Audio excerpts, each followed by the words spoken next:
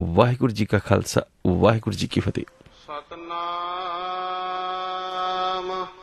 ਸ਼੍ਰੀ ਵਾਹਿਗੁਰੂ ਸਾਹਿਬ ਜੀ। ਸ਼ਲੋਕ ਮਹਲਾ ਤੀਜਾ। ਨਾਨਕ ਨਾਮ ਨਾ ਚੇਤਨੀ, ਅਗਿਆਨੀ ਅੰਧਲੇ ਅਵਰੇ ਕਰਮ ਕਮਾਹੇ। ਜਮਦਰ ਬੱਧੇ ਮਾਰੀਆ ਹੈ, ਫਿਰ ਵਿਸ਼ਟਾ ਮਾਹੇ ਪਚਾਹੇ। ਨਾਨਕ ਨਾਮ ਨਾ ਚੇਤਨੀ, ਅਗਿਆਨੀ ਅੰਧਲੇ ਅਵਰੇ ਕਰਮ ਕਮਾਹੇ। ਜਮਦਰ ਬੱਧੇ ਮਾਰੀਆ ਹੈ, ਫਿਰ ਵਿਸ਼ਟਾ ਮਾਹੇ ਪਚਾਹੇ।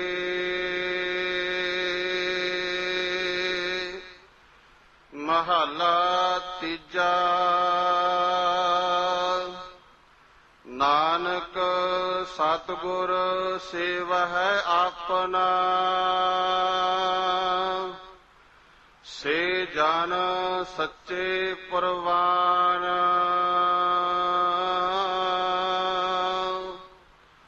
ਹਰਿ ਕੈ ਨਾਏ ਸਮਾਏ ਰਹੈ,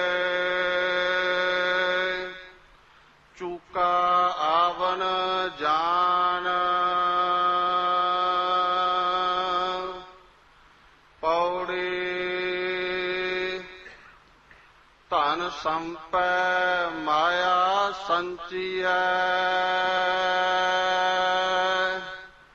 ਅੰਤੇ ਦੁਖਦਾਈ।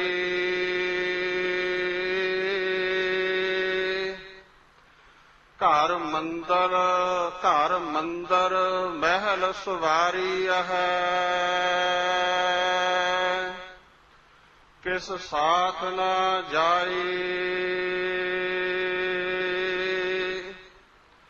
ਹਰ ਰੰਗੇ ਤੁਰੇ ਨਿਤ ਪਾਲੀ ਹੈ, ਕਿਤੈ ਕਾਮ ਨ ਆਈ। ਜਨ ਲਾਵਹੁ ਚਿਤ ਹਰ ਨਾਮ ਸਿਉ, ਅੰਤ ਹੋਏ ਸਖਾਈ। ਜਨ ਨਾਨਕ ਨਾਮ ਧਿਆਇਆ,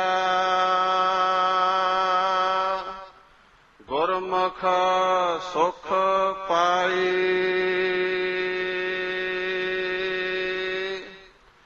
ਜਨ ਲਾਵਹੁ ਚਿਤ ਹਰ ਨਾਮ ਸਿਉ, ਅੰਤ ਹੋਏ ਸਖਾਈ। ਜਨ ਨਾਨਕ ਨਾਮ ਧਿਆਇਆ, ਗੁਰਮੁਖ ਸੁਖ ਪਾਈ। ਵਾਹਿਗੁਰੂ ਜੀ ਕਾ ਖਾਲਸਾ, ਵਾਹਿਗੁਰੂ ਜੀ ਕੀ ਫਤਿਹ। ਵਾਹਿਗੁਰੂ ਜੀ ਕਾ ਖਾਲਸਾ ਵਾਹਿਗੁਰੂ ਜੀ ਕੀ ਫਤਿਹ। ਇਸ ਨਜ ਦੇ ਪਾਵਨ ਪਵਿੱਤਰ ਮਹਾਫਰਮਾਨ ਅੱਜ ਦੇ ਹੁਕਮਨਾਮਾ ਸਾਹਿਬ, ਸਤਿਗੁਰੂ ਜੀ ਦਾ ਨਾਮ ਲੈ ਕੇ ਅੱਜ ਦੇ ਹੁਕਮਨਾਮਾ ਸਾਹਿਬ ਜੀ ਦੀ ਵਿਚਾਰ ਵਾਰਤਾ ਸ਼ੁਰੂ ਕਰਦੇ ਹਾਂ। ਅੱਜ ਦਾ ਪਾਵਨ ਪਵਿੱਤਰ ਮਹਾਫਰਮਾਨ ਸਲੋਕਾਂ ਦੇ ਵਿੱਚ ਹੈ। ਪਾਤਸ਼ਾਹ ਤੀਜੇ ਗੁਰੂ ਅਮਰਦਾਸ ਮਹਾਰਾਜ ਜੀ ਦੀ ਮੁਬਾਰਕ ਪਵਿੱਤਰ ਬਾਣੀ ਦੇ ਵਿੱਚੋਂ ਬਖਸ਼ਿਸ਼ ਹੋਏ ਨੇ ਅੱਜ ਦੇ ਹੁਕਮਨਾਮਾ ਸਾਹਿਬ। ਗੁਰੂ ਗ੍ਰੰਥ ਸਾਹਿਬ ਜੀ ਦੇ ਸ਼ੁਭ ਅੰਗ 448 ਨੇ 648 ਖਿਮਾ ਕਰਨੀ 648 648 ਜਿੱਥੇ ਅੱਜ ਦੇ ਹੁਕਮਨਾਮਾ ਸਾਹਿਬ ਜੀ ਸੁਭਾਇਮਾਨ ਨੇ। ਤੋ ਅੱਜ ਦੇ ਪਵਿੱਤਰ ਹੁਕਮਨਾਮਾ ਸਾਹਿਬ ਜੀ ਦੀ ਪਾਵਨ ਰਚਨਾ ਗੁਰੂ ਅਮਰਦਾਸ ਮਹਾਰਾਜ ਜੀ ਦੀ ਪਵਿੱਤਰ ਬਾਣੀ ਦੇ ਵਿੱਚੋਂ ਹੈ। ਸ਼ਲੋਕਾਂ ਦੇ ਵਿੱਚ ਅੱਜ ਦੇ ਹੁਕਮਨਾਮਾ ਸਾਹਿਬ ਜੀ ਦੀ ਪਾਵਨ ਰਚਨਾ ਹੈ।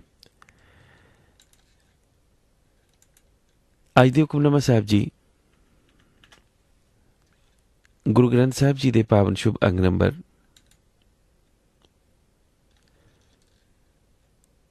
648 ਉੱਪਰ ਸੁਭਾਇਮਾਨ ਨੇ।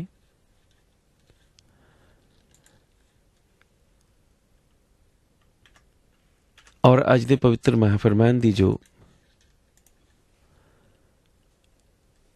ਸਤਿਗੁਰਾਂ ਵੱਲੋਂ ਰਾਗਾਂ ਦੇ ਵਿੱਚ ਰਾਗਾਂ ਦੇ ਵਿੱਚ ਜੋ ਸਤਿਗੁਰਾਂ ਜੀ ਨੇ ਰਾਗਾਂ ਦੇ ਵਿੱਚ ਜੋ ਬਾਣੀ ਉਚਰੀ ਹੈ ਉਹ ਰਾਗ ਸੂਰਠ ਹੈ। ਸੋ ਅੱਜ ਦੀ ਪਵਿੱਤਰ ਮਹਾਫਰਮਾਨ ਜੀ ਰਾਗ ਸੂਰਠ ਦੇ ਵਿੱਚ ਬਖਸ਼ਿਸ਼ ਹੋਏ ਨੇ। ਅਗਰ ਕੋਈ ਰਾਗੀ ਜਨ, ਕੋਈ ਗਾਇਕ ਜਨ ਅੱਜ ਦੇ ਹੁਕਮਨਾਮਾ ਸਾਹਿਬ ਜੀ ਦੀ ਗਾਇਨਾ ਕਰਨੀ ਚਾਹੁਣ ਤਾਂ ਸਤਿਗੁਰਾਂ ਵੱਲੋਂ ਮਿੱਥਿਆ ਹੁਕਮਨ ਰਾਗ ਸੂਰਠ ਹੈ। ਸ਼ਲੋਕਾਂ ਦੇ ਵਿੱਚ ਕਿਉਂਕਿ ਰਹਾਉ ਨਹੀਂ ਹੁੰਦਾ, ਇਸ ਕਰਕੇ ਜਿੱਥੇ ਸਤਿਗੁਰੂ ਗੁਰੂ ਨਾਨਕ ਦੇਵ ਮਹਾਰਾਜ ਜੀ ਦੇ ਪਵਿੱਤਰ ਨਾਮ ਦੀ ਵਰਤੋਂ ਹੈ, ਅਸੀਂ ਉਸੇ ਪਵਿੱਤਰ ਬਾਣੀ ਨੂੰ ਕੇਂਦਰੀ ਭਾਵ ਰਹਾਉ ਜਾਂ ਥੀਮ ਦੀ ਪਵਿੱਤਰ ਬਾਣੀ ਮੰਨ ਕੇ ਚੱਲਾਂਗੇ, ਪਵਿੱਤਰ ਲਾਈਨ ਮੰਨ ਕੇ ਚੱਲਾਂਗੇ। ਨਾਨਕ ਨਾਮ ਨ ਚੇਤਈ ਅਗਿਆਨੀ ਅੰਧਲੇ ਅਵਰੇ ਕਰਮ ਕਮਾਹੇ, ਜਮਦਰ ਬੱਦੇ ਮਾਰੀਏ ਫਿਰ ਵਿਸਟਾ ਮਾਹੇ ਪਚਾਏ।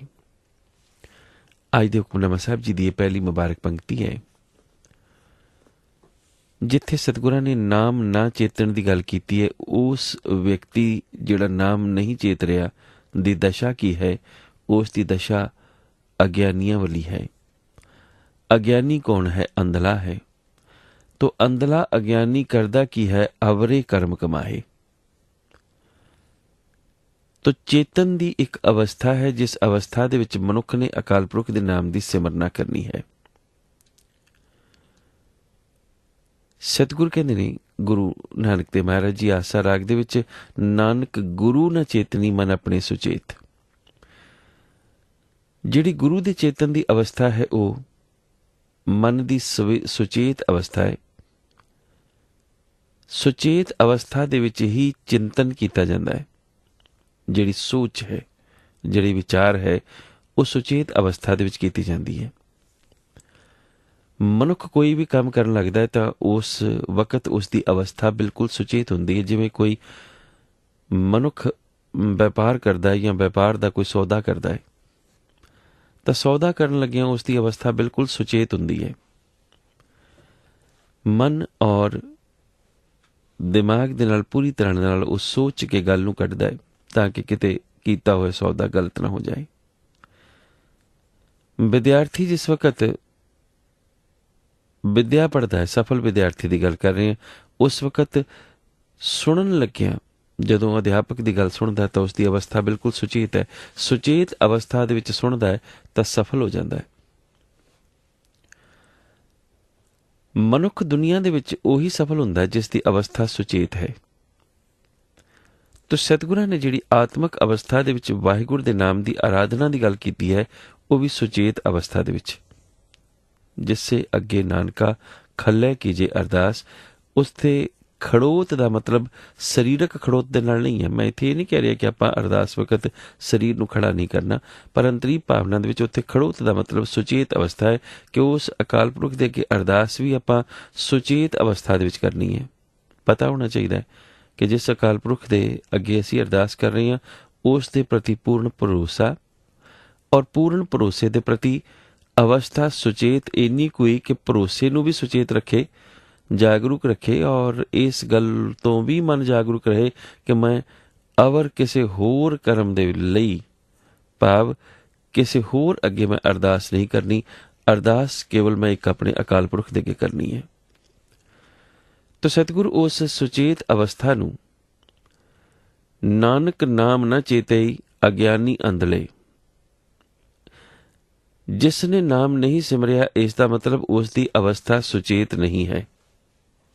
ਉਸ ਨੇ ਚਿੰਤਨ ਨਹੀਂ ਕੀਤਾ, ਚੇਤਨੀ ਦੀ ਅਵਸਥਾ ਉਸ ਦੇ ਕੋਲ ਨਹੀਂ ਆਈ। ਨਾਮ ਕਿਉਂ ਨਹੀਂ ਚੇਤਿਆ ਗਿਆ? ਨਾਮ ਕਿਉਂ ਨਹੀਂ ਚੇਤੇ ਆਇਆ? ਨਾਮ ਕਿਉਂ ਨਹੀਂ ਸਿਮਰਿਆ ਗਿਆ? ਨਾਮ ਰਾਹੀਂ ਕਿਉਂ ਨਹੀਂ ਉਸ ਨੇ ਮੈਡੀਟੇਸ਼ਨ, ਉਸ ਨੇ ਸਿਮਰਨ ਕੀਤਾ? ਕਿਉਂਕਿ ਅਵਸਥਾ ਅਗਿਆਨੀਆਂ ਵਾਲੀ ਸੀ। ਹੁਣ ਜਿਸ ਵਕਤ ਮਨੁੱਖ ਮੈਂ ਬੇਨਤੀ ਕੀਤੀ ਸੀ ਕਿ ਸਫਲ ਵਿਦਿਆਰਥੀ ਜਦੋਂ ਸੁਣਦਾ ਹੈ ਸੁਚੇਤ ਅਵਸਥਾ ਦੇ ਵਿੱਚ ਤਾਂ ਉਹ ਸਫਲ ਹੋ ਜਾਂਦਾ ਹੈ, ਲੇਕਿਨ ਉਸੇ ਜਗ੍ਹਾ ਉੱਪਰ ਕੁਝ ਹੋਰ ਵੀ ਬੈਠੇ ਹੁੰਦੇ ਨੇ, ਲੇਕਿਨ ਉਹ ਅਸਫਲ ਕਿਉਂ ਹੋ ਜਾਂਦੇ ਨੇ? ਕਿਉਂਕਿ ਉਹ ਆਪਣੀ ਅਵਸਥਾ ਨੂੰ ਸੁਚੇਤ ਨਹੀਂ ਕਰ ਸਕੇ ਉਸ ਵਕਤ ਜਦੋਂ ਗਿਆਨ ਲੈਣ ਦੀ ਅਵਸਥਾ ਸੀ। ਤਾਂ ਗਿਆਨ ਨਹੀਂ ਆਇਆ ਤਾਂ ਮਨੁੱਖ ਅਗਿਆਨੀ ਹੋ ਗਿਆ। ਅਗਿਆਨੀ ਅਵਸਥਾ ਦੇ ਵਿੱਚ ਗੁਰੂ ਨਹੀਂ ਚੇਤਿਆ, ਗੁਰੂ ਨਹੀਂ ਸਿਮਰਿਆ ਜਾ ਸਕਦਾ, ਕਿਉਂਕਿ ਅਗਿਆਨੀ ਦੇ ਕੋਲ ਅੰਧਲਾਪਨ ਹੈ, ਉਸ ਦੇ ਕੋਲ ਗੁਣ ਨਹੀਂ ਹੈ। ਔਰ ਪਾਤਸ਼ਾਹ ਕਹਿੰਦੇ ਨੇ ਨਾਨਕ ਬਿਨ ਗੁਣ ਕੀਤੇ ਭਗਤ ਨਾ ਹੋਏ। ਅਕਾਲ ਪੁਰਖ ਦੀ ਭਗਤੀ ਦੇ ਲਈ ਬਿਨ ਗੁਣ ਕੀਤੇ ਆਪਣੇ ਅੰਦਰ ਵੀ ਗੁਣ ਪੈਦਾ ਕਰਨੇ ਪੈਂਦੇ ਨੇ, ਕਿਉਂਕਿ ਜਿਵੇਂ ਬੇਨਤੀ ਹੈ ਕਿ ਗੁਰਮੁਖ ਹੀ ਗੁਰਮਾਰਗ ਤੇ ਚੱਲ ਸਕਦਾ ਹੈ। ਐਸਾ ਸਤਿਗੁਰ ਨੇ ਕਿਹਾ ਕਿ ਐਜ਼ ਗੁਰਮੁਖ ਹੋ ਕੇ ਹੀ ਗੁਰਮਾਰਗ ਮਿਲਦਾ ਹੈ। ਗੁਰਮਾਰਗ ਉੱਪਰ ਤੁਰਨ ਵਾਲਾ ਗੁਰਮੁਖ ਹੈ, ਗੁਰਮੁਖ ਹੀ ਗੁਰਮਾਰਗ ਤੇ ਚੱਲ ਰਿਹਾ ਹੈ। ਅਨਿਅਥਾ ਕੋਈ ਸਮਝੇ ਕਿ ਮੈਂ ਪਤਿਤ ਭਾਵਨਾ ਦੇ ਵਿੱਚ ਮੱਥਾ ਟੇਕਾਇਆ, ਕਿਉਂਕਿ ਪਤਿਤ ਭਾਵਨਾ ਦੇ ਵਿੱਚ ਵੀ ਲੋਕ ਜਾ ਕੇ ਅਰਦਾਸ ਕਰਦੇ ਨੇ। ਖਿਮਾ ਕਰਨੀ ਚੰਗੀ ਗੱਲ ਹੈ, ਮੁਬਾਰਕ ਗੱਲ ਹੈ, ਕਰਨੀ ਵੀ ਚਾਹੀਦੀ ਹੈ, ਲੇਕਿਨ ਇਹਨਾਂ ਕੁ ਤਾਂ ਜ਼ਰੂਰ ਸੋਚ ਲੈਣਾ ਚਾਹੀਦਾ ਹੈ ਕਿ ਗੁਰੂ ਵੀ ਤਾਂ ਪੁੱਛ ਸਕਦਾ ਹੈ ਕਿ ਤੂੰ ਮੇਰੀ ਗੱਲ ਨਹੀਂ ਮੰਨੀ, ਮੈਂ ਤੇਰੀ ਗੱਲ ਕਿਸ ਤਰ੍ਹਾਂ ਮੰਨਾਂ? ਪਤਿਤ ਪੁਨਾ ਗੁਰੂ ਦੀ ਗੱਲ ਨਾ ਮੰਨਣ ਦਾ ਪ੍ਰਤੀਕ ਹੈ। ਔਰ ਐਸਾ ਪ੍ਰਸ਼ਨ ਮਨੁੱਖ ਜੇ ਆਪਣੇ ਜ਼ਹਿਨ ਦੇ ਵਿੱਚ ਜਗਾ ਲਵੇ ਕਿ ਜਿਸ ਗੁਰੂ ਅੱਗੇ ਮੈਂ ਅਰਦਾਸ ਕਰ ਰਹੀ ਹਾਂ ਔਰ ਉਸ ਗੁਰੂ ਦੀ ਮੈਂ ਸਾਬਤ ਸੂਰਤ ਹੋਣ ਦੀ ਗੱਲ ਤਾਂ ਮੰਨੀ ਨਹੀਂ, ਪਤਿਤ ਪੁਣਾ ਮੇਰੇ ਕੋਲ ਹੈ, ਇਸ ਕਰਕੇ ਗੁਰੂ ਵੀ ਤਾਂ ਪ੍ਰਸ਼ਨ ਕਰ ਸਕਦਾ ਹੈ ਕਿ ਮੇਰੀ ਤਾਂ ਤੂੰ ਗੱਲ ਮੰਨੀ ਨਹੀਂ, ਮੈਂ ਤੇਰੀ ਗੱਲ ਕਿਵੇਂ ਮੰਨਾਂ? ਅਗਰ ਐਸਾ ਸੋਚ ਲੈਂਦਾ ਮਨੁੱਖ ਤਾਂ ਉਸ ਦੀ ਅਵਸਥਾ ਇੱਕਦਮ ਸੁਚੇਤ ਹੋ ਜਾਏਗੀ, ਔਰ ਸੁਚੇਤ ਅਵਸਥਾ ਦੇ ਵਿੱਚ ਫਿਰ ਉਹ ਪਾਵਨ ਹੋ ਕੇ ਹੀ ਅਰਦਾਸ ਕਰੇਗਾ, ਗੁਰਮੁਖ ਹੋ ਕੇ ਹੀ ਅਰਦਾਸ ਕਰੇਗਾ। ਐਸੀ ਅਵਸਥਾ ਫਿਰ ਗਿਆਨ ਰਹਿਤ ਨਹੀਂ ਹੋਏਗੀ, ਐਸਾ ਮਨੁੱਖ ਫਿਰ ਅਗਿਆਨੀ ਨਹੀਂ ਹੋਏਗਾ। ਨਾਨਕ ਨਾਮ ਨਾ ਚੇਤਨੀ ਅਗਿਆਨੀ ਨਹੀਂ, ਜਿਸ ਨੇ ਇਸ ਅਵਸਥਾ ਦੇ ਵਿੱਚ ਚੇਤਿਆ ਉਹ ਅਗਿਆਨੀ ਹੈ। ਅਗਿਆਨੀ ਮਨੁੱਖ ਅੰਧਲਾ ਹੈ, ਅੰਧੁਲੇ। ਅੰਧੁਲਾ ਸਰੀਰਕ ਰੂਪ ਦੇ ਵਿੱਚ ਅਗਰ ਕੋਈ ਹੈ ਤਾਂ ਉਸ ਨੂੰ ਰਸਤਾ ਦੱਸਿਆ ਜਾ ਸਕਦਾ ਹੈ, ਰਸਤੇ ਤੇ ਤੋਰਿਆ ਜਾ ਸਕਦਾ ਹੈ। ਰਸਤੇ ਦੇ ਉੱਪਰ ਤੁਰਨ ਦੇ ਲਈ ਉਸ ਦੇ ਹੱਥ ਦੇ ਵਿੱਚ ਸੋਟੀ ਪਕੜੀ ਹੁੰਦੀ ਹੈ, ਲੇਕਿਨ ਆਤਮਿਕ ਪੱਖੋਂ ਅੰਧਲਾ ਕਿਸ ਨੂੰ ਕਿਹਾ ਗਿਆ ਹੈ? ਜਿਸ ਦੇ ਗਿਆਨ ਦੇ ਨੇਤਰ ਨਹੀਂ ਖੁੱਲੇ। ਫਿਰ ਉਸ ਦੀ ਨਿਸ਼ਾਨੀ ਕੀ ਹੈ? ਕਿਉਂਕਿ ਜਿਹੜਾ ਸਰੀਰਕ ਰੂਪ ਦੇ ਵਿੱਚ ਅੰਧਾ ਹੈ ਉਸ ਦੀ ਨਿਸ਼ਾਨੀ ਹੈ ਕਿ ਸੋਟੀ ਪਕੜ ਕੇ ਚੱਲ ਰਿਹਾ, ਬਗੈਰ ਸਹਾਰੇ ਚੱਲ ਨਹੀਂ ਸਕਦਾ। ਦੇਖਣ ਵਾਲੇ ਨੂੰ ਪਤਾ ਲੱਗ ਜਾਂਦਾ ਹੈ ਕਿ ਇਹ ਮਨੁੱਖ ਸਰੀਰ ਪੱਖੋਂ ਦੇਖ ਨਹੀਂ ਸਕਦਾ, ਲੇਕਿਨ ਆਤਮਿਕ ਪੱਖੋਂ ਅੰਧਲੇ ਦੀ ਨਿਸ਼ਾਨੀ ਕੀ ਹੈ? ਅਵਰੇ ਕਰਮ ਕਮਾਏ। ਅਵਰੇ ਕਰਮ, ਅਵਰੇ ਦਾ ਮਤਲਬ ਹੈ ਹੋਰ। ਤੇ ਹੋਰ ਕੰਮ ਕਿਹੜੇ ਨੇ? ਅਸਲ ਦੇ ਵਿੱਚ ਮਨੁੱਖ ਸੰਸਾਰ ਦੇ ਵਿੱਚ ਕਰਮ ਕਰਨ ਵਾਸਤੇ ਆਇਆ ਹੈ, ਤਾਂ ਪਾਤਸ਼ਾਹ ਉਸ ਨੂੰ ਕਹਿੰਦੇ ਨੇ ਕਿ ਅਵਰੇ ਕਰਮ ਕਮਾਏ। ਹੁਣ ਉਹ ਅਵਰੇ ਕਰਮ ਕਿਹੜੇ ਨੇ, ਹੋਰ ਕਰਮ ਕਿਹੜੇ ਨੇ? ਜਿਵੇਂ ਗੌੜੀ ਰਾਗ ਦੇ ਵਿੱਚ ਪਾਤਸ਼ਾਹ ਪ੍ਰਥਮ ਕਹਿੰਦੇ ਨੇ ਸੇਵਾ ਏਕ ਨ ਜਾਣਸ ਅਵਰੇ। ਇੱਕ ਨੂੰ ਸਿਮਰਨ ਤੋਂ ਇਲਾਵਾ, ਇੱਕ ਦੇ ਨਾਲ ਲੜ ਲਾਣ ਤੋਂ ਇਲਾਵਾ, ਸ੍ਰੀ ਰਾਗ ਦੇ ਵਿੱਚ ਪਾਤਸ਼ਾਹ ਕਹਿੰਦੇ ਨੇ ਦਰਕੂਚ ਕੂਚਾ ਕਰ ਗਏ ਅਵਰੇ ਵੀ ਚਾਲਨਹਾਰ। ਇੱਥੇ ਵੀ ਮਤਲਬ ਦੂਜਾ ਹੀ ਹੈ, ਭਾਵ ਹੋਰ। ਤੋ ਇੱਥੇ ਪਾਤਸ਼ਾਹ ਕਹਿੰਦੇ ਨਾਨਕ ਨਾਮ ਨ ਚੇਤੇ ਅਗਿਆਨੀ ਅੰਧੁਲੇ ਅਵਰੇ ਕਰਮ ਕਮਾਏ, ਭਾਵ ਉਹ ਕਰਮ, ਹੋਰ ਕਰਮ, ਜਿਹੜੇ ਕਰਮ ਮਨੁੱਖ ਨੂੰ ਪਰਮਾਤਮਾ ਤੱਕ ਨਹੀਂ ਪਹੁੰਚਾ ਸਕਦੇ। ਸਰੀਰਕ ਕਰਮ ਮਨੁੱਖ ਨੂੰ ਪਰਮਾਤਮਾ ਤੱਕ ਕਦੋਂ ਪਹੁੰਚਾਉਣਗੇ? ਹੁਣ ਇਹ ਅਗਲਾ ਪ੍ਰਸ਼ਨ ਹੈ, ਕਿਉਂਕਿ ਸਰੀਰਕ ਕਰਮ ਮਨੁੱਖ ਦੇ ਸ਼ੁਭ ਵੀ ਹੋ ਸਕਦੇ ਨੇ, ਅਸ਼ੁਭ ਵੀ ਹੋ ਸਕਦੇ ਨੇ। ਚੋਰ ਚੋਰੀ ਕਰ ਰਿਹਾ, ਇਹ ਵੀ ਕਰਮ ਹੀ ਹੈ। ਠੱਗ ਠੱਗੀਆਂ ਕਰ ਰਹੇ, ਇਹ ਵੀ ਕਰਮ ਹੈ। ਭ੍ਰਸ਼ਟਾਚਾਰੀ ਭ੍ਰਸ਼ਟਾਚਾਰੀਆਂ ਕਰ ਰਹੇ, ਇਹ ਵੀ ਉਸ ਦਾ ਕਰਮ ਹੈ। ਨਿੰਦਕ ਨਿੰਦਾ ਕਰ ਰਹੇ, ਇਹ ਵੀ ਉਸ ਦਾ ਕਰਮ ਹੈ। ਕੋਈ ਕਿਸੇ ਦੀ ਜਾਨ ਬਚਾ ਰਹੇ, ਇਹ ਵੀ ਉਸ ਦਾ ਕਰਮ ਹੈ। ਕੋਈ ਦਾਨ ਕਰ ਰਹੇ, ਇਹ ਵੀ ਉਸ ਦਾ ਕਰਮ ਹੈ। ਲੇਕਿਨ ਹਰ ਕਰਮ ਦੇ ਵਿੱਚ ਕਿਤੇ ਭਾਵਨਾ ਸ਼ੁਭ ਹੈ, ਕਿਤੇ ਭਾਵਨਾ ਅਸ਼ੁਭ ਹੈ, ਜਿਹਨੂੰ ਸਤਿਗੁਰ ਨੇ ਕਿਹਾ ਸ਼ੁਭ ਕਰਮਨ ਤੇ ਕਬਹੂ ਨ ਟਰੂ। ਅੱਜ ਆਪਾਂ ਪਵਿੱਤਰ ਭਾਦੋ ਦੀ ਗੱਲ ਵੀ ਕਰਨੀ ਹੈ। ਉੱਥੇ ਵੀ ਸਤਿਗੁਰਾਂ ਨੇ ਸਾਨੂੰ ਕਰਮ ਦੀ ਗੱਲ ਹੀ ਸਮਝਾਈ ਹੈ, ਕਿਰਤ ਕਰਮ ਕੇ ਵਿਛੜੇ ਕਰ ਕਿਰਪਾ ਮਿਲੋ ਰਾਮ। ਔਰ ਭਾਦੋ ਦੇ ਵਿੱਚ ਵੀ ਗੱਲ, ਔਰ ਪਿਛਲੇ ਮਹੀਨੇ ਵੀ ਜਦੋਂ ਸਾਵਣ ਦੀ ਗੱਲ ਕੀਤੀ ਸੀ, ਕਰਮ ਮਿਲਾਵਣਹਾਰ, ਕਿਉਂਕਿ ਸਤਿਗੁਰਾਂ ਨੇ 12 ਮਾਹਾਂ ਦੇ ਵਿੱਚ ਜਿਹੜੀ ਗੱਲ ਹੈ ਉਹ ਮਨੁੱਖ ਦੇ ਕਰਮ ਦੀ ਕੀਤੀ ਹੈ। ਕਰਮ ਇੱਕ ਪ੍ਰੈਕਟੀਕਲ ਮਨੁੱਖ ਦੀ ਉਹ ਭਾਵਨਾ ਹੈ ਜਿਸ ਭਾਵਨਾ ਦੇ ਵਿੱਚ ਮਨੁੱਖ ਦਾ ਜਿਸਮ ਉਹ ਕੰਮ ਕਰਦਾ ਹੈ ਜੋ ਉਸ ਦੀ ਸੋਚ ਪਨਪਦੀ ਹੈ। ਹੁਣ ਜ਼ਾਹਿਰ ਤੌਰ ਉੱਪਰ ਜਿਸ ਚੋਰ ਨੇ ਚੋਰੀ ਕੀਤੀ ਹੈ ਉਸ ਨੇ ਕੁਝ ਨਾ ਕੁਝ ਤਾਂ ਸੋਚ ਆਪਣੇ ਅੰਦਰ ਡਿਵੈਲਪ ਕੀਤੀ ਹੋਣੀ ਹੈ ਨਾ, ਕਿ ਦੁਨੀਆ ਤੋਂ ਮੈਂ ਠੁਕਰਾ ਦਿੱਤਾ ਗਿਆ, ਮੈਨੂੰ ਨੌਕਰੀ ਨਹੀਂ ਮਿਲੀ, ਮੇਰੀ ਮਜਬੂਰੀਆਂ ਸਨ, ਇਸ ਕਰਕੇ ਚੋਰੀ ਕਰਨ ਦੀ ਭਾਵਨਾ ਜਾਗੀ, ਜਾਂ ਕੋਈ ਨਾ ਕੋਈ ਗੱਲ ਉਸਨੇ ਆਪਣੇ ਆਪ ਨੂੰ ਕਿਸੇ ਨਾ ਕਿਸੇ ਤਰੀਕੇ ਨਾਲ ਤਿਆਰ ਤਾਂ ਕੀਤਾ ਹੀ ਹੋਣਾ ਜ਼ਰੂਰ, ਕਿਉਂਕਿ ਹਰ ਕੋਈ ਬਗੈਰ ਤਿਆਰੀ ਦੇ ਕੋਈ ਵੀ ਕੰਮ ਨਹੀਂ ਕਰ ਸਕਦਾ ਦੁਨੀਆ ਦੇ ਵਿੱਚ। ਸਰੀਰਕ ਪੱਖੋਂ ਵੀ ਔਰ ਆਤਮਕ ਪੱਖੋਂ ਵੀ ਬਗੈਰ ਤਿਆਰੀ ਦੇ ਕੋਈ ਕੰਮ ਨਹੀਂ ਹੋ ਸਕਦਾ। ਗੁਰਸਿੱਖ ਸਰੀਰਕ ਪੱਖੋਂ ਤਿਆਰ ਬਰ ਤਿਆਰ ਇਸ ਕਰਕੇ ਹੈ, ਧਰਮ ਦੇ ਕਾਰਜਾਂ ਦੀ ਮੈਂ ਗੱਲ ਕਰ ਰਿਹਾ। ਗੁਰਸਿੱਖ ਧਰਮ ਦੇ ਕਾਰਜਾਂ ਦੇ ਲਈ ਸਰੀਰਕ ਪੱਖੋਂ ਤਿਆਰ ਬਰ ਤਿਆਰ ਇਸ ਕਰਕੇ ਹੈ ਕਿਉਂਕਿ ਉਸ ਦੇ ਮਨ ਵਿੱਚ ਧਰਮ ਸਮਾ ਗਿਆ, ਕਿਉਂਕਿ ਉਸਨੇ ਆਪਣਾ ਮਨ ਆਪਣੇ ਅਕਾਲ ਪੁਰਖ ਦੇ ਹਵਾਲੇ ਕੀਤਾ ਹੋਇਆ, ਆਪਣੀਆਂ ਇੱਛਾਵਾਂ ਆਪਣੇ ਅਕਾਲ ਪੁਰਖ ਦੇ ਹਵਾਲੇ ਕੀਤੀਆਂ ਹੋਈਆਂ, ਇਹ ਕਹਿ ਕੇ ਕਿ ਮੇਰੇ ਰਾਮ ਰਾਏ ਜੀ ਜਿਉਂ ਰਾਖੇ ਤਿਉਂ ਰਹੀਏ, ਜਿਸ ਤਰ੍ਹਾਂ ਤੂੰ ਰੱਖੇਂਗਾ। ਹੁਣ ਜਦ ਡੋਰੀ ਹੀ ਹੱਥ ਦੇ ਦਿੱਤੀ, ਪ੍ਰਭ ਡੋਰੀ ਹੱਥ ਤੁਮਾਰੀ, ਤਾਂ ਫਿਰ ਉਸ ਵਕਤ ਮਨੁੱਖ ਨੂੰ ਫਿਕਰ ਕਰਨ ਦੀ ਕੀ ਲੋੜ ਹੈ। ਗਲੇ ਹਮਾਰੇ ਜੇਵਰੀ ਜੈ ਕੀਛੇ ਤਾਂ ਜਾਮ, ਮੈਂ ਤਾਂ ਜੇਵਰੀ ਪਾ ਲਈ ਗਲੇ ਦੇ ਵਿੱਚ ਆਪਣੇ ਤੇਰੇ ਨਾਮ ਦੀ, ਹੁਣ ਜਿੱਧਰ ਤੂੰ ਖਿੱਚੇਗਾ ਮੈਂ ਉਧਰ ਚਲਾ ਜਾਵਾਂਗਾ,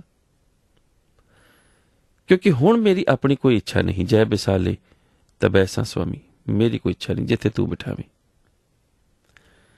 ਐਸੇ ਮਨੁੱਖ ਦੇ ਕਰਮ ਕਦੀ ਨੀਚ ਨਹੀਂ ਹੋ ਸਕਦੇ, ਲੇਕਿਨ ਐਸਾ ਯੁੱਗ ਪੁਰਸ਼ ਫਿਰ ਇਹੋ ਕਹੇਗਾ, ਕਹੋ ਨਾਨਕ ਹਮ ਨੀਚ ਕਰਮਾ, ਮੇਰੇ ਤਾਂ ਕਰਮ ਨੀਚ ਹੀ ਸਨ, ਕਿਉਂਕਿ ਜਿਹੜੇ ਮੇਰੇ ਕਰਮ ਨੇ ਉਹ ਨੀਚ ਹੀ ਹੋਣਗੇ, ਕਿਉਂਕਿ ਮੇਰਾ ਤਾਂ ਕਰਮ ਹੀ ਅਵਰੇ ਕਰਮ ਕਮਾਉਣ ਦਾ ਹੈ। ਮੇਰਾ ਤਾਂ ਮਨ ਕਰਦਾ ਨਾਈ ਕੋਲ ਜਾਵਾਂ, ਮੇਰਾ ਤਾਂ ਮਨ ਕਰਦਾ ਚੋਰੀ ਕਰਾਂ, ਮੇਰਾ ਤਾਂ ਮਨ ਕਰਦਾ ਠੱਗਬਾਜੀ, ਭ੍ਰਿਸ਼ਟਾਚਾਰੀ, ਔਰ ਦੁਨੀਆ ਦੇ ਵਿੱਚ ਖਿਮਾ ਕਰਨੀ ਕੋਈ ਐਸਾ ਮਨ ਨਹੀਂ ਹੈ ਜਿਹੜਾ ਇਹਨਾਂ ਗੱਲਾਂ ਨੂੰ ਕਰਨ ਤੋਂ ਨਹੀਂ ਕਰਦਾ। ਅਗਰ ਕੋਈ ਐਸਾ ਕਹਿ ਰਿਹਾ ਤਾਂ ਝੂਠ ਬੋਲ ਰਿਹਾ, ਕਿਉਂਕਿ ਇਹੋ ਹੀ ਮਾਇਆ ਜਾਲ ਹੈ। ਹਰ ਮਨ ਸੰਸਾਰਕ ਤੌਰ ਉੱਪਰ ਕਿਤੇ ਨਾ ਕਿਤੇ ਕਿਸੇ ਨਾ ਕਿਸੇ ਵਿਕਾਰ ਵਿੱਚ ਜ਼ਰੂਰ ਫਸਿਆ ਹੋਇਆ ਹੈ, ਚਾਹੇ ਉਹ ਮੋਹ ਦਾ ਹੈ, ਚਾਹੇ ਉਹ ਲੋਭ ਦਾ ਹੈ, ਚਾਹੇ ਉਹ ਹਉਮੈ ਦਾ ਹੈ, ਚਾਹੇ ਉਹ ਅਹੰਕਾਰ ਦਾ, ਕਿਸੇ ਵੀ ਕਿਸਮ ਦਾ। ਬਸ ਇਹੋ ਹੀ ਮਾਇਆ ਜਾਲ ਹੈ। ਹੋ ਸਕਦਾ ਇੱਕ ਅੱਧੇ ਵਿਕਾਰ ਤੋਂ ਮਨੁੱਖ ਦੀ ਇੱਛਾ ਬਿਲਕੁਲ ਮਰ ਗਈ ਹੋਵੇ, ਲੇਕਿਨ ਸਾਰੀਆਂ ਹੀ ਵਿਕਾਰਾਂ ਤੋਂ ਇੱਛਾਵਾਂ ਕਦੀ ਵੀ ਮਨੁੱਖ ਦੀਆਂ ਨਹੀਂ ਮਰਦੀਆਂ। ਸਤਿਗੁਰ ਸਪਸ਼ਟ ਕਰਦੇ, ਦੁਸ਼ਟ ਜਿਤੈ ਉਠਵਤ ਉਠ ਪਾਤਾ, ਸਕਲ ਮਲੇਚ ਕਰੋ ਰਣਗਾਤਾ। ਇਹ ਜਿੰਨੇ ਦੁਸ਼ਟ ਨੇ ਉੱਠਦੇ ਨੇ ਔਰ ਉੱਠ ਕੇ ਉਤਪਾਦ ਮਚਾਉਂਦੇ ਨੇ, ਉਤਪਾਤਾ, ਤੰਗ ਕਰਦੇ ਨੇ, ਦੁਖੀ ਕਰਦੇ ਨੇ, ਔਰ ਇਹਨਾਂ ਦੀ ਪੂਰਤੀ ਦੇ ਲਈ ਜਿਹੜਾ ਮਨੁੱਖ ਨਿਕਲ ਪਿਆ ਉਹ ਮਨਮੁਖ ਹੈ। ਇਹਨਾਂ ਨੂੰ ਦਬਾਉਣ ਦੇ ਵਿੱਚ ਜਿਹੜਾ ਸਫਲ ਹੋ ਗਿਆ ਉਹ ਗੁਰਮੁਖ ਹੈ। ਇਹ ਨਿੱਕੀ ਜਿਹੀ ਗੱਲ ਹੈ। ਅੰਧਲੇਪਨ ਦੇ ਵਿੱਚ, ਅਗਿਆਨੀ ਅਵਸਥਾ ਦੇ ਵਿੱਚ ਮਨੁੱਖ ਅਵਰੇ ਕਰਮ ਕਮਾਵੇਗਾ, ਔਰ ਜੇ ਨਾਮ ਦੀ ਚੇਤਨਾ ਮਨੁੱਖ ਦੇ ਮਨ ਵਿੱਚ ਪ੍ਰਵੇਸ਼ ਕਰ ਗਈ, ਸੋਚ ਉਸਨੇ ਆਪਣੀ ਗੁਰਸਿੱਖਾਂ ਵਾਲੀ ਬਣਾ ਲਈ, ਗਿਆਨ ਮਨ ਵਿੱਚ ਕੇਵਲ ਇੰਨਾ ਹੀ ਵਸਾ ਲਿਆ ਕਿ ਮੈਂ ਆਪਣਾ ਮਨ ਉਸ ਅਕਾਲ ਪੁਰਖ ਦੇ ਹਵਾਲੇ ਕਰ ਦੇਣਾ, ਮੇਰੀਆਂ ਅੱਜ ਤੋਂ ਬਾਅਦ ਕੋਈ ਆਪਣੀਆਂ ਇੱਛਾਵਾਂ ਨਹੀਂ, ਤਾਂ ਉਸ ਵਕਤ ਜਿਹੜਾ ਗਿਆਨ ਮਨੁੱਖ ਨੂੰ ਮਿਲੇਗਾ ਉਹ ਮਨੁੱਖ ਨੂੰ ਅਗਿਆਨੀ ਨਹੀਂ ਰਹਿਣ ਦੇਗਾ। ਗਿਆਨ ਦੇ ਨੇਤਰ ਖੁੱਲਣਗੇ, ਅੰਧਲਾਪਨ ਦੂਰ ਹੋਏਗਾ, ਅਵਰੇ ਕਰਮ ਕਮਾਉਣ ਤੋਂ ਮਨੁੱਖ ਬਚ ਜਾਵੇਗਾ, ਅਨੇਥਾ ਨਹੀਂ ਬਚ ਸਕਦਾ। ਔਰ ਸਤਿਗੁਰ ਕਹਿੰਦੇ ਨੇ ਫਿਰ ਜਮ ਦਰ ਬਧੇ ਮਾਰੀਏ ਹੈ। ਇਹ ਉਹਨਾਂ ਦੀ ਅਵਸਥਾ ਹੈ ਜਿਹੜੇ ਅਵਰੇ ਕਰਮ ਕਮਾ ਰਹੇ ਨੇ, ਇਹ ਉਹਨਾਂ ਦੀ ਅਵਸਥਾ ਜਿਹੜੇ ਅੰਧਲੇ ਨੇ, ਇਹ ਉਹਨਾਂ ਦੀ ਅਵਸਥਾ ਜਿਹੜੇ ਅਗਿਆਨੀ ਨੇ। ਕੀ ਕਰਦੇ ਨੇ? ਜਮ ਦਰ ਬੱਧੇ ਮਾਰੀਏ ਹੈ। ਜਮ ਦੇ ਦਰ ਦੇ ਉੱਤੇ ਬੱਧੇ। ਅਸਲ ਦੇ ਵਿੱਚ ਮਨੁੱਖ ਆਪਣੇ ਮਨ ਅੰਦਰ ਅਗਰ ਇੱਕ ਪ੍ਰਸ਼ਨ ਜਗਾਵੇ ਕਿ ਕਿਹੜਾ ਜਮ ਦਾ ਦਰ ਹੈ ਔਰ ਕਿਸ ਤਰੀਕੇ ਨਾਲ ਬੰਨਿਆ ਜਾਏਗਾ, ਕਿਉਂਕਿ ਗੁਰਮਤ ਨੇ ਹਰ ਗੱਲ ਨੂੰ ਪੂਰੀ ਤਰ੍ਹਾਂ ਦੇ ਨਾਲ ਸਪਸ਼ਟ ਕੀਤਾ ਹੈ। ਇਹ ਸਤਿਗੁਰਾਂ ਵੱਲੋਂ ਇੱਕ ਮਨੁੱਖ ਦੇ ਮਨ ਦੇ ਵਿੱਚ ਉਸ ਭੈ ਨੂੰ ਯਾਦ ਕਰਾਉਣ ਦੀ ਕਿ ਹਰ ਮਨੁੱਖ ਦੀ ਇਹ ਅਵਸਥਾ ਆਉਣੀ ਹੈ ਕਿ ਹਰ ਮਨੁੱਖ ਨੇ ਸਰੀਰਕ ਸਰੀਰ, ਸੰਸਾਰਕ ਸਰੀਰ ਤਜਣਾ ਹੀ ਤਜਣਾ, ਛੱਡਣਾ ਹੀ ਛੱਡਣਾ ਹੈ। ਫਿਰ ਉਸ ਤੋਂ ਬਾਅਦ ਦੀ ਜਿਹੜੀ ਅਵਸਥਾ ਹੈ, ਉਸ ਅਵਸਥਾ ਦਾ ਸਤਿਗੁਰੂ ਜੀ ਜ਼ਿਕਰ ਕਰਕੇ ਮਨੁੱਖ ਨੂੰ ਅਵਰੇ ਕਾਰਜ ਤੋਂ ਅਸਲ ਵਿੱਚ ਬਚਾਉਣਾ ਚਾਹੁੰਦੇ ਨੇ, ਅੰਧਲੇਪਨ ਤੋਂ ਬਚਾਉਣਾ ਚਾਹੁੰਦੇ ਨੇ, ਅਗਿਆਨੀ ਅਵਸਥਾ ਤੋਂ ਬਚਾਉਣਾ ਚਾਹੁੰਦੇ ਨੇ। ਇਸ ਕਰਕੇ ਪਾਤਸ਼ਾਹ ਨੇ ਇਸ ਕਨਸੈਪਟ ਨੂੰ, ਇਸ ਸੰਦਰਭ ਨੂੰ ਵਰਤ ਲਿਆ, ਜਮ ਦਰ ਬੱਧੇ ਮਾਰੀਏ ਹੈ ਫਿਰ ਵਿਸਟਾ ਮਾਹੇ ਪਚਾਏ। ਵਿਸਟਾ ਗੰਦ ਨੂੰ ਕਿਹਾ ਜਾਂਦਾ, ਮੈਲ ਨੂੰ ਕਿਹਾ ਜਾਂਦਾ, ਚਿੱਕੜ ਨੂੰ ਕਿਹਾ ਜਾਂਦਾ। ਜਿਵੇਂ ਸਤਿਗੁਰੂ ਜੀ ਨੇ ਹੀ ਤੀਸਰੇ ਰਾਗ ਦੇ ਸ੍ਰੀ ਰਾਗ ਦੇ ਵਿੱਚ ਪਾਤਸ਼ਾਹ ਗੁਰੂ ਅਮਰਦਾਸ ਜੀ ਨੇ ਹੀ ਕਿਹਾ, ਹਰ ਕਾ ਮਹਿਲ ਨਾ ਪਾਵੀ ਵਿਸਟਾ ਮਾਏ ਸਮਾਏ।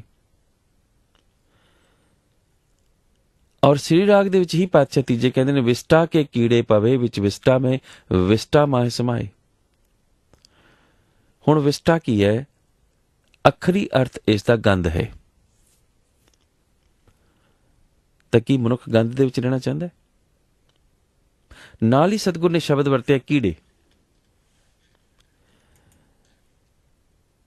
ਮਨੁੱਖ ਗੰਦ ਦੇ ਵਿੱਚ ਕਦੀ ਵੀ ਰਹਿਣਾ ਪਸੰਦ ਨਹੀਂ ਕਰੇਗਾ, ਕਦੀ ਵੀ ਨਹੀਂ। ਲੇਕਿਨ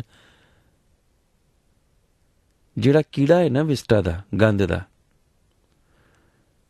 ਉਸ ਨੂੰ ਗੰਦ ਦੇ ਵਿੱਚੋਂ ਜੇ ਤੁਸੀਂ ਬਾਹਰ ਕੱਢੋਗੇ ਨਾ ਤਾਂ ਉਹ ਤੁਹਾਨੂੰ ਕੱਟਣ ਨੂੰ ਦੌੜੇਗਾ, ਕਿਉਂਕਿ ਉਹ ਗੰਦ, ਤੁਸੀਂ ਹੋ ਸਕਦਾ ਉਸ ਨੂੰ ਦੇਖ ਕੇ ਘਿਰਣਾ ਕਰੋ, ਨਫ਼ਰਤ ਕਰੋ, ਪਰ ਉਹ ਗੰਦ ਦੇ ਵਿੱਚ ਬੜਾ ਖੁਸ਼ ਹੈ। ਆਪ ਕਦੀ ਵੀ ਨੋਟ ਕਰਨਾ, ਉਸ ਨੂੰ ਕੱਢੋਗੇ ਤਾਂ ਉਹ ਨਿਰਾਸ਼ ਹੋ ਜਾਏਗਾ, ਕਿਉਂਕਿ ਉਸ ਦੇ ਲਈ ਗੰਦ ਹੀ। ਮੈਂ ਇੱਕ ਵਾਰੀ ਇੱਕ ਦੰਦ ਕਥਾ ਪੜ੍ਹ ਰਿਹਾ ਸੀ ਕਿ ਸ਼ਿਵ ਜੀ ਲੰਘ ਰਹੇ ਸਨ ਉੱਪਰੋਂ ਤੇ ਥੱਲੇ ਇੱਕ ਸੂਰ ਗੰਦ ਦੇ ਵਿੱਚ ਪਿਆ ਹੋਇਆ ਸੀ, ਤੇ ਕਹਿੰਦੇ ਨੇ ਕਿ ਮਾਤਾ ਪਾਰਵਤੀ ਨੂੰ ਤਰਸ ਆ ਗਿਆ। ਉਹ ਕਹਿਣ ਲੱਗੀ ਕਿ ਇਸ ਨੂੰ ਆਪਾਂ ਸਵਰਗ 'ਚ ਲੈ ਚਲੀਏ। ਉਹ ਕਹਿਣ ਲੱਗੇ ਚਲੋ ਦੇਖ ਲੈਂਦੇ ਹਾਂ, ਜੇ ਜਾ ਕੇ ਰਾਜੀ ਹੈ ਤਾਂ। ਕਹਿਣ ਲੱਗੇ ਸਵਰਗ 'ਚ ਚੱਲੇਗਾ? ਕਹਿਣ ਲੱਗਾ ਚੱਲਾਂਗਾ। ਪਰ ਉੱਥੇ ਹੋਏਗਾ ਕੀ? ਕਹਿੰਦਾ ਉੱਥੇ ਬਹੁਤ ਖੂਬਸੂਰਤ ਬਿਸਤਰੇ ਵਿਛੇ ਹੋਣਗੇ, ਰੇਸ਼ਮ ਦੇ ਕੱਪੜੇ ਹੋਣਗੇ, ਮਖਮਲੀ ਸੰਗਮਰਮਰ ਦੇ ਫਰਸ਼ ਹੋਣਗੇ, ਸਭ ਪਾਸੇ ਖੂਬਸੂਰਤੀ ਹੀ ਖੂਬਸੂਰਤੀ ਹੋਏਗੀ। ਉਹ ਕਹਿਣ ਲੱਗਾ ਵਿਸਟਾ ਹੋਏਗੀ? ਕਹਿੰਦੇ ਉੱਥੇ ਵਿਸਟਾ ਦਾ ਕੋਈ ਅਸਥਾਨ ਹੀ ਨਹੀਂ। ਕਹਿੰਦਾ ਫਿਰ ਮੇਰੇ ਲਈ ਉਹ ਕਾਹਦਾ ਸਵਰਗ, ਮੇਰੇ ਲਈ ਤਾਂ ਨਰਕ ਹੈ। ਵਿਸਟਾ ਦੇ ਵਿੱਚ ਜਿਹੜਾ ਕੀੜਾ ਪਿਆ ਹੋਇਆ, ਉਹ ਵਿਸਟਾ ਵਿੱਚ ਬੜਾ ਖੁਸ਼ ਹੈ। ਠੀਕ ਉਸ ਤਰ੍ਹਾਂ ਹੀ ਜਿਸ ਤਰ੍ਹਾਂ ਮਨਮੁੱਖ ਸੰਸਾਰਕ ਵਿਕਾਰਾਂ ਦੇ ਵਿੱਚ ਬੜਾ ਖੁਸ਼ ਹੈ, ਕਿਉਂਕਿ ਉਹ ਸੰਸਾਰਕ ਵਿਕਾਰਾਂ ਦੇ ਵਿੱਚ ਹਉਮੈ ਦੀ ਜ਼ਿੰਦਗੀ ਜੀ ਰਿਹਾ, ਇਸ ਕਰਕੇ ਬੜਾ ਖੁਸ਼ ਹੈ। ਜਿਵੇਂ ਕੋਈ ਮਨੁੱਖ ਵਿਸਟਾ ਦੇ ਕੀੜੇ ਨੂੰ ਗੰਦਗੀ ਦੇ ਵਿੱਚ ਦੇਖਦਾ ਤਾਂ ਉਸ ਦੇ ਮਨ ਵਿੱਚ ਨਫ਼ਰਤ ਜਗਦੀ, ਇਸ ਤਰ੍ਹਾਂ ਹੀ ਉਸ ਨੂੰ ਕੱਢਣਾ ਚਾਹੁੰਦਾ ਪਰ ਉਹ ਨਿਕਲਣਾ ਨਹੀਂ ਚਾਹੁੰਦਾ। ਇਸ ਤਰ੍ਹਾਂ ਹੀ ਗੁਰਮੁਖ ਜਦੋਂ ਮਨਮੁਖ ਨੂੰ ਦੇਖਦਾ ਤਾਂ ਉਸ ਨੂੰ ਵਿਸਟਾ ਦੇ ਵਿੱਚ ਨਜ਼ਰ ਆਉਂਦਾ, ਉਹ ਵਿਸਟਾ ਚੋਂ ਕੱਢਣਾ ਚਾਹੁੰਦਾ ਪਰ ਉਹ ਨਿਕਲਣਾ ਨਹੀਂ ਚਾਹੁੰਦਾ। ਮਨਮੁਖ ਨਿਕਲ ਵੀ ਨਹੀਂ ਸਕੇਗਾ ਜਿੰਨੀ ਦੇਰ ਤੱਕ ਉਹ ਆਪਣੀ ਅਵਸਥਾ ਗੁਰਸਿੱਖ ਵਾਲੀ ਨਹੀਂ ਬਣਾ ਲੈਂਦਾ। ਬੜਾ ਉਹ ਖੁਸ਼ ਹੈ ਉੱਥੇ, ਕਿਉਂਕਿ ਮਾਇਆ ਦੇ ਜਾਲ ਦੇ ਵਿੱਚ ਉਹ ਬੰਨਿਆ ਹੋਇਆ, ਉਹਨੂੰ ਪਤਾ ਹੀ ਨਹੀਂ ਲੱਗ ਰਿਹਾ। ਜਮਦਰ ਬੱਦੇ ਮਾਰੀਏ ਫਿਰ ਵਿਸਟਾ ਮਾਏ ਪਚਾਏ। ਖਤਮ ਹੋ ਜਾਏਗਾ ਵਿਸਟਾ ਦੇ ਵਿੱਚ, ਕਿਉਂਕਿ ਗੰਦ ਦੇ ਵਿੱਚ ਤਾਂ ਗੰਦਗੀ ਹੀ ਮਿਲੇਗੀ। ਮਹੱਲਾ ਤੀਜਾ। ਹੁਣ ਸਤਿਗੁਰ ਇੰਸਟਰਕਸ਼ਨ ਦਿੰਦੇ ਨੇ, ਨਾਨਕ ਸਤਿਗੁਰ ਸੇਵੇ ਆਪਣਾ ਸੇ ਜਨ ਸੱਚੇ ਪਰਵਾਨ, ਹਰ ਕੇ ਨਾਏ ਸਮਾਏ ਰਹੇ ਚੂਕਾ ਆਵਣ ਜਾਣ। ਇੱਕ ਪਾਸੇ ਗੱਲ ਵਿਸਟਾ ਦੀ ਹੈ, ਇੱਕ ਪਾਸੇ ਅਗਿਆਨਤਾ ਦੀ ਹੈ, ਅੰਨੇਪਨ ਦੀ ਹੈ, ਜਿੱਥੇ ਮਨੁੱਖ ਨੂੰ ਬਾਰ-ਬਾਰ ਸੰਸਾਰ ਦੇ ਵਿੱਚ ਆਉਣਾ ਪਵੇਗਾ। ਕਦੀ ਕਿਸੇ ਰੂਪ ਦੇ ਵਿੱਚ, ਕਦੀ ਕਿਸੇ ਰੂਪ ਦੇ ਵਿੱਚ ਭੋਗੇਗਾ ਉਹ ਆਪਣੀ ਜ਼ਿੰਦਗੀ ਦੇ ਕੀਤੇ ਹੋਏ ਕਰਮਾਂ ਦੇ ਮੁਤਾਬਕ ਦੁੱਖ ਔਰ ਸੁੱਖ। ਲੇਕਿਨ ਜਿਸ ਨੇ ਸਤਿਗੁਰ ਸੇਵੇ ਆਪਣਾ ਸੇ ਜਨ ਸੱਚੇ ਪ੍ਰਵਾਨ ਹੋ ਗਏ ਉਹ ਜਨ ਜਿਨ੍ਹਾਂ ਨੇ ਇੱਕ ਅਕਾਲ ਪੁਰਖ ਦੀ ਆਰਾਧਨਾ ਕੀਤੀ। ਪ੍ਰਵਾਨ ਅਸਲ ਦੇ ਵਿੱਚ ਇਹ ਸ਼ਬਦ ਪ੍ਰਮਾਣ ਤੋਂ ਬਣਿਆ। ਪ੍ਰਮਾਣਿਤ ਇੱਕ ਪੈਮਾਨਾ ਹੈ ਜਿਸ ਨੂੰ ਕਹਿੰਦੇ ਆਪਾਂ ਪ੍ਰਮਾਣ ਹੈ, ਜਿਸ ਦੇ ਕੋਲੋਂ ਪ੍ਰਵਾਨ ਹੋ ਗਿਆ, ਭਾਵ ਕਬੂਲ ਹੋ ਗਿਆ। ਪ੍ਰਮਾਣਿਕਤਾ, ਜਿਵੇਂ ਜਪਜੀ ਸਾਹਿਬ ਜੀ ਦਾ ਵੀ ਆਪਾਂ ਪਾਠ ਕਰਦੇ ਨਾ, ਅਮੁੱਲ ਤੁਲ ਅਮੁੱਲ ਪ੍ਰਵਾਨ।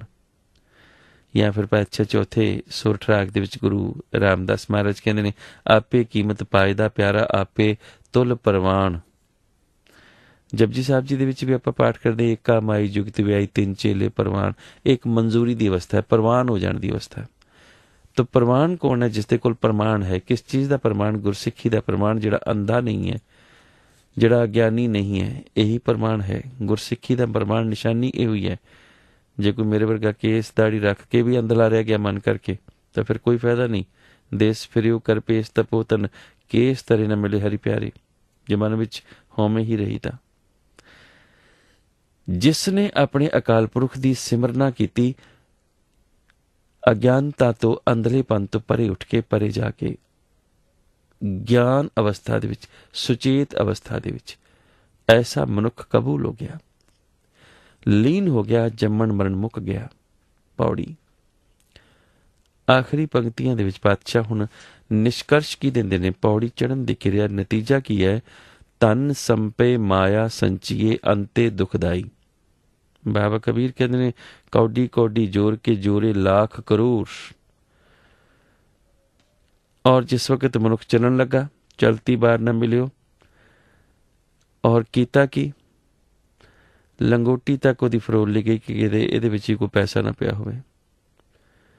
ਤਨ ਸੰਪੈ, ਸੰਪੈ ਦੌਲਤ ਹੈ, ਸੰਚੀਏ ਇਕੱਠਾ ਕਰਨ ਦੀ ਕਿਰਿਆ ਹੈ। ਸਤਿਗੁਰ ਕਹਿੰਦੇ ਨੇ, ਮਨੁੱਖ ਨੇ ਐਸਾ ਧਨ ਕਮਾਇਆ ਜਿਸ ਧਨ ਦੇ ਨਾਲ ਉਹ ਫਿਰ ਦੁਖੀ ਹੁੰਦਾ ਰਿਹਾ। ਕਈ ਵਾਰੀ ਆਪਾਂ ਸੋਚਦੇ ਹਾਂ ਕਿ ਧਨ ਆ ਜਾਏਗਾ ਮਨੁੱਖ ਸੁਖੀ ਹੋ ਜਾਏਗਾ। ਅਸਲ ਵਿੱਚ ਮਨੁੱਖ ਧਨ ਕਮਾਉਂਦਾ ਹੀ ਤਾਂ ਹੈ। ਲੇਕਿਨ ਬਾਬਾ ਕਬੀਰ ਕਹਿੰਦੇ ਨੇ ਕਿ ਇਹ ਜੋ ਵੱਡੇ ਵੱਡੇ ਦੀਸੇ ਲੋਕ, ਆ ਜਿਹੜੇ ਵੱਡੇ ਵੱਡੇ ਲੋਕ ਨਜ਼ਰ ਆਉਂਦੇ ਨੇ, ਇਨਹੇ ਵਿਆਪੇ ਤਿਨਹੇ ਵਿਆਪੇ ਕਿਰਪਾ ਰੂ क्षमा करनी। ये जो बड़े बड़े दीसे लोग इन्हें व्यापे चिंता रोग। इन्हों फिर चिंता के किन्ने रोग ने? चैक फेल हो गया, चैक पहुंचा नहीं, चैक आया नहीं, उतों पेमेंट लई नहीं, उत्थे पहुंची नहीं, उत्थे आ नहीं होया, वो सारा दिन फिर इसी उधेड़ पुंछ, इसे चिंता दे विच। और इहो चिंता उन्हां दे लई फिर रोग दा कारण बन जांदी। नज़र तो जरूर वड्डे वड्डे आउंदे ने। सतगुरु जी कहते हैं कि धन संपे माया संचीए अंते दुखदाई। ਜਿਹੜੀ ਮਨੁੱਖ ਨੇ ਧਨ ਦੀ ਕਮਾਈ ਕੀਤੀ ਹੈ, ਸੰਚਿਆ ਇਕੱਠਿਆ ਕੀਤਾ, ਜਿਹੜੀ ਦੁਖਦਾਈ ਹੈ ਉਹ ਹੈ ਕੀ ਹੈ? ਘਰ ਮੰਦਰ ਮਹਿਲ। ਹੁਣ ਕੀ ਘਰ ਬਣਾਉਣੇ ਮਨਾ ਨੇ? ਮੰਦਰ ਬਣਾਉਣ ਦੀ ਮਨਾਹੀ ਹੈ? ਮਹਿਲ ਬਣਾਉਣ ਦੀ ਮਨਾਹੀ ਹੈ? ਨਹੀਂ। ਸਵਾਰੀਏ ਬੜੇ ਸਵਾਰੇ, ਕੀ ਸਵਾਰਨ ਦੀ ਮਨਾਹੀ ਹੈ? ਨਹੀਂ। ਮਨਾਹੀ ਕਿਸ ਚੀਜ਼ ਦੀ ਹੈ? ਕਿਸੇ ਵੀ ਚੀਜ਼ ਦੀ ਮਨਾਹੀ ਨਹੀਂ ਹੈ। ਤਾਂ ਫਿਰ ਸਤਿਗੁਰ ਨੇ ਕਿਉਂ ਕਿਹਾ? ਪਾਤਸ਼ਾਹ ਨੇ ਕਿਹਾ ਕਿਛ ਸਾਥ ਨਾ ਜਾਈ। ਇਸ ਗੱਲ ਨੂੰ ਯਾਦ ਰੱਖੀ। ਘਰ ਬਣਾਈ ਜ਼ਰੂਰ, ਮੰਦਰ ਬਣਾਈ ਜ਼ਰੂਰ, ਮਹਿਲ ਬਣਾਈ ਜ਼ਰੂਰ, ਉਹਨੂੰ ਸਵਾਰੀ ਵੀ ਜ਼ਰੂਰ। ਪਾਤਸ਼ਾਹ ਕਹਿੰਦੇ ਮੈਂ ਇਹ ਨਹੀਂ ਕਹਿੰਦਾ ਕਿ ਘਰ ਨਾ ਬਣਾਈ, ਮੰਦਰ ਨਾ ਬਣਾਈ, ਮਹਿਲ ਨਾ ਬਣਾਈ। ਕੋਠੇ ਮੰਡਪ ਮਾੜੀਆਂ ਉਸਾਰੇ ਵੀ ਗਏ, ਕੂੜਾ ਸੌਦਾ ਕਰ ਗਏ, ਗੌਰੀ ਆਏ ਪਏ। ਤੇ ਫਿਰ ਬਾਬਾ ਫਰੀਦ ਕਹਿੰਦੇ ਨੇ ਕੂੜਾ ਸੌਦਾ ਕਰ ਗਏ, ਫਿਰ ਬਾਬਾ ਫਰੀਦ ਨਾ ਬਣਾਈਏ ਘਰ, ਕੋਠੇ ਮੰਡਪ ਮਾੜੀਏ ਨਾ ਬਣਾਈਏ। ਬਾਬਾ ਕਬੀਰ ਕਹਿੰਦੇ ਨੇ ਬਾਬਾ ਫਰੀਦ ਕਹਿੰਦੇ ਨੇ ਮੈਂ ਇੱਦਾਂ ਤਾਂ ਨਹੀਂ ਕਿਹਾ। ਫਿਰ ਕੀ ਕਿਹਾ ਬਾਬਾ ਫਰੀਦ? ਬਾਬਾ ਫਰੀਦ ਕਹਿੰਦੇ ਨੇ ਕੋਠੇ ਮੰਡਪ ਮਾੜੀਆਂ ਏਤ ਨਾ ਲਾਈ ਚਿੱਤ, ਮਿੱਟੀ ਪਈ ਅਤੋਲਵੀਂ ਕੋਈ ਨਾ ਹੋਸੀ ਮਿੱਤ। ਚਿੱਤ ਨਾ ਲਾਈ। ਇਹ ਕੁਟੁੰਬ ਤੁਝੇ ਦੇਖਦਾ ਚਲੇ ਨਾਹੀਂ ਤੇਰੇ ਨਾਲੇ, ਸਾਥ ਤੇਰੇ ਚਲੇ ਨਾਹੀਂ ਤਿਸ ਨਾਲ ਕਿਉਂ ਚਿੱਤ ਲਾਈਏ। ਗੱਲ ਚਿੱਤ ਦੇ ਲਾਉਣ ਦੀ। ਚਿੱਤ ਇੱਕ ਅਕਾਲ ਪੁਰਖ ਵੱਲ। ਕਿਛ ਸਾਥ ਨਾ ਜਾਈ ਦਾ ਅਹਿਸਾਸ ਮਨੁੱਖ ਨੇ ਹਰ ਵੱਲ ਕਰਨਾ ਹੈ, ਹਰ ਵਕਤ ਕਰਨਾ ਹੈ। ਜਿਸ ਵਕਤ ਦਰਵਾਜ਼ਾ ਖੋਲ੍ਹਣਾ ਹੈ ਮਕਾਨ ਦਾ, ਅਹਿਸਾਸ ਨਾਲ ਇਹ ਵੀ ਕਰਨਾ ਹੈ ਕਿ ਮੇਰੇ ਨਾਲ ਜਾਣ ਵਾਲਾ ਨਹੀਂ ਹੈ। ਔਰ ਐਸਾ ਅਹਿਸਾਸ ਫਿਰ ਮਨੁੱਖ ਨੂੰ ਪ੍ਰਭੂ ਦੇ ਨਾਲ ਜੋੜ ਦੇਗਾ। ਯਕੀਨ ਮੰਨਣਾ। ਘਰ ਮੰਦਰ ਮਹਿਲ ਸਵਾਰੀਏ ਕਿਛ ਸਾਥ ਨਾ ਜਾਈ। ਗੱਲ ਜਿਹੜੀ ਯਾਦ ਰੱਖਣੀ ਹੋਏ ਕਿ ਕਿਛ ਸਾਥ ਨਾ ਜਾਈ। ਘਰ ਮੰਦਰ ਮਹਿਲ ਬਣਾਉਣ ਤੋਂ ਬਾਅਦ, ਸਵਾਰਨ ਤੋਂ ਬਾਅਦ ਹਰ ਰੰਗੀ ਤੁਰੇ ਨਿਤ ਪਾ ਲਿਆ ਹੈ, ਕਿਤੇ ਕੰਮ ਨਾ ਆਈ। ਹਰ ਰੰਗੀ, ਹਰ ਰੰਗੀ ਭਾਵ ਹਰ ਇੱਕ ਕਿਸਮ ਦੇ ਤੁਰੇ, ਜਿਹਨੂੰ ਆਪਾਂ ਅੰਗਰੇਜ਼ੀ ਦੇ ਵਿੱਚ ਹਾਰਸਿਸ ਕਿਹਾ ਸੀ, ਘੋੜੇ। ਜਿਵੇਂ ਅਮੀਰ ਵਿਅਕਤੀ ਅੱਜ ਵੀ ਤਰ੍ਹਾਂ ਤਰ੍ਹਾਂ ਦੀਆਂ ਕਾਰਾਂ ਰੱਖਣ ਦੇ ਸ਼ੌਂਕ ਰੱਖਦੇ ਨੇ, ਇੱਦਾਂ ਹੋ ਸਕਦਾ ਹੈ ਉਸ ਵਕਤ ਜਿਹੜੇ ਅਮੀਰ ਹੁੰਦੇ ਹੋਣਗੇ। ਸਤਿਗੁਰੂ ਕਹਿੰਦੇ ਨੇ ਲੈ ਤੁਰੇ ਸੌਦਾਗਰੀ, ਸੌਦਾਗਰ ਧਾਵੇ ਲੈ ਤੁਰੇ। ਭਾਵ ਘੋੜੇ ਦੀ ਸੁਦਾਗਰੀ। ਉਸ ਵਕਤ ਚੰਗੇ ਚੰਗੇ ਘੋੜੇ ਰੱਖਣ ਦੇ ਸ਼ੌਕੀਨ ਹੋਣਗੇ। ਅੱਜ ਵੀ ਜਿਸ ਦੇ ਕੋਲ ਪੈਸਾ ਹੁੰਦਾ ਉਹ ਚੰਗੀਆਂ ਵਧੀਆ ਕਾਰਾਂ ਰੱਖਣ ਦਾ ਸ਼ੌਕੀਨ ਹੁੰਦਾ। ਕਈ ਮੈਂ ਦੇਖੇ ਨੇ ਲੋਕ। ਪਾਤਸ਼ਾਹ ਕਹਿੰਦੇ ਨੇ